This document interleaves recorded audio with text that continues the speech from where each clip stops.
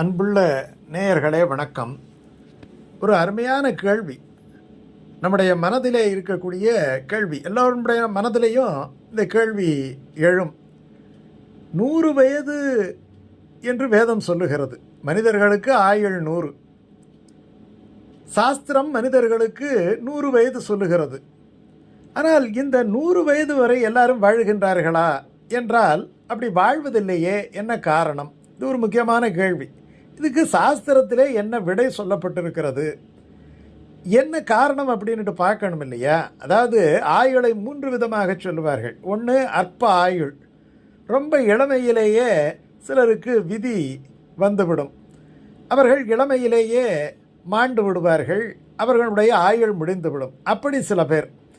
மத்தியம ஆயுள் என்று சொல்லி ஒரு 40-45 வயது, இந்த வயதுக்குள் சில பேர் மரணம் அடைந்து விடுவார்கள்.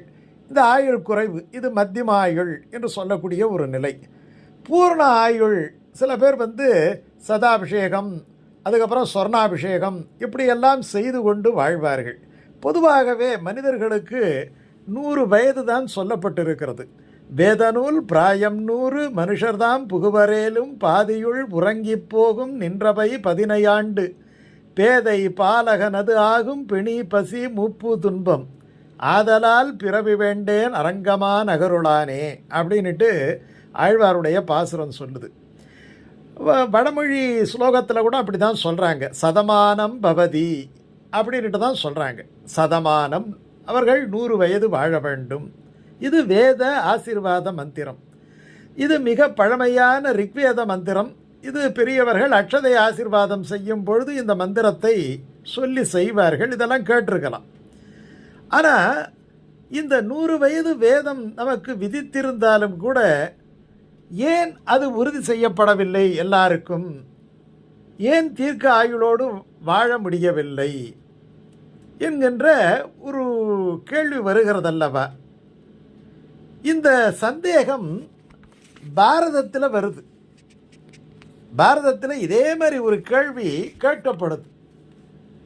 திருதராஷ்டிரன் கேட்குறான் அந்த கேள்வியை. யார்கிட்ட கேட்குறான் அப்படின்னு சொன்னால், வேதத்திலே தலை சிறந்தவர், தர்ம நுணுக்கங்களை எல்லாம் அறிந்தவர் விதுரர். அவரிடத்திலே இந்த கேள்வியை திருதராஷ்டிரன் கேட்குறான்.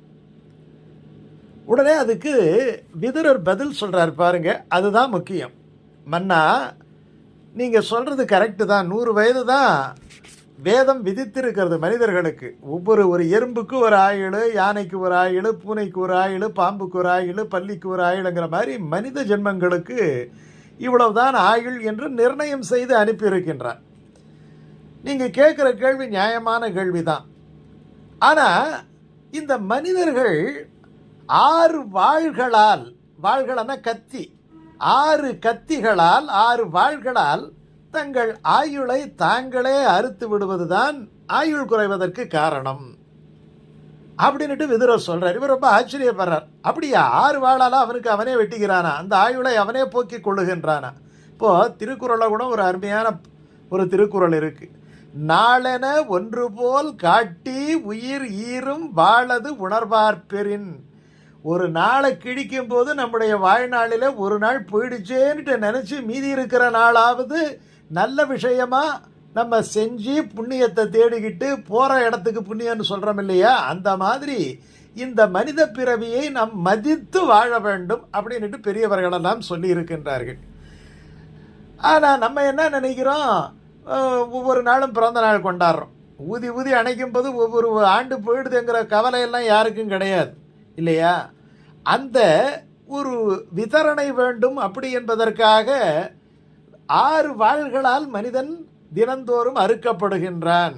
இப்போ திருதராஷ்டிரனுக்கு இது புரியல. என்னப்பா விதுரா, நீ பாட்டுக்கு நீ சொல்கிற, எந்த விஷயத்தை நீ சொல்கிற? அவர் 6 வாழை லிஸ்ட்டு போட்டு கொடுக்குறார். முதலாவது வாள் கர்வம். மனிதனுக்கு கர்வம் வந்துவிட்டால் அது அவனுடைய ஆயுளை குறைக்கிறது. 2வது வாள் வீண் பேச்சு, ஒரு பைசாவுக்கு பிரயோஜனம் இல்லாத பேச்சு, அது 2வது வாள்.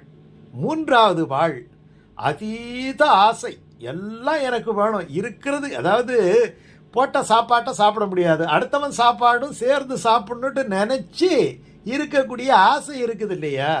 அது பேராசை. அந்த பேராசை தான் பெருநஷ்டம் என்று சொன்னார்கள். 4வது கோபம், சினம் என்னும் சேர்ந்தாரை கொல்லி அப்படின்னு சொன்னார். பிபி யாருக்கு அதிகம் இருக்குன்னு சொன்னால், யார் அடிக்கடி கோபப்படுறாங்களோ உடனடியாக போய் டெஸ்ட் பண்ணால் பிபி இருக்கும். 4வது வாழ் கோபம். அந்த கோபத்துக்கு ஆட்படுபவனுக்கு தர்மம் எது அதர்மம் எது, பேசுகிற பேச்சு என்ன பேச்சு பேசுகிறோம், அது யாருடைய மனதையெல்லாம் குத்தி காயப்படுத்தும் என்பதை பற்றி கவலையே படமாட்டான். விவேகம் இழந்து விடுவான், பாவங்களை செய்வான். இது 4வது வாழ். ரொம்ப ஆத்திரப்படுறவனுக்கு பாருங்க, பொட்டனிட்டு அவங்களுக்கு பலவிதமான இரத்த கொதிப்பெல்லாம் இயல்பாகவே வந்துடும். 5வது வாழ் சுயநலம். சுயநலம் என்ன தெரியுமா? அதாவது தான் மட்டும்தான் வாழணும் அப்படின்னு நினைக்கிறது இருக்குது இல்லையா, அந்த சுயநலம். அதுக்காக எதை வேணாலும் செய்கிறது. பெரும்பாலும் பல சமூக தீமைகளுக்கு இந்த சுயநலம் தான் காரணமாக அமைகிறது. 6வது வாழ் இருக்கு, துரோகம். நம்புறவனை கழுத்தறுத்துறது, நம்பிக்கை துரோகம் என்று சொல்றோம் இல்லையா, தன்னை நம்புகிறவர்களுக்கு துரோகம் செய்வது. இந்த 6 வாள்களும் தன் ஆயுளை குறைக்காதவாறு ஒரு மனிதன் பார்த்து கொண்டால் அவனாலே நிச்சயம் 100 ஆண்டு நிறைவு செய்ய முடியும் அப்படின்னுட்டு திருதராஷ்டிரனுக்கு விதுரன் சொன்னதாக மகாபாரதத்திலே வருகிறது. அப்படி அவன் சாத்மீகமாக நிறையாயுளோடு வாழ வேண்டும் என்பதற்காகத்தான் சதமானம் பவதி அப்படின்னுட்டு ஒரு வாழ்த்து தெரிவிக்கும் போது சொன்னாங்க.